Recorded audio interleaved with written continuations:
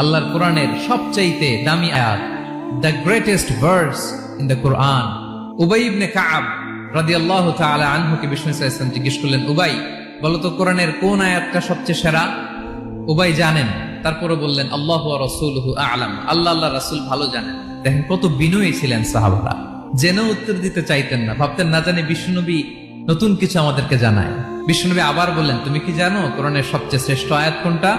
এবার উবাই ভাবলেন এবার আমি উত্তরটা দিয়েই দেই। তিনি বললেন আয়াতুল কুরসি, আল্লাহু লা ইলাহা ইল্লা হুয়াল হাইয়ুল কাইয়ুম, এটা শ্রেষ্ঠ আয়াত। বিশ্বনবী খুশি হয়ে উবাই ইবনে কাবের বুকে একটা চাপড় মারলেন, এরকম আদরের চাপড় দিয়ে বললেন লিয়াহনিকাল ইলমু ইয়া আবুল মুনজির, হে আবুল মুনজির, জ্ঞান এবং প্রজ্ঞা তোমার জন্য মোবারক হোক, তুমি ঠিক বলেছো। সুবহানাল্লাহ পড়ে।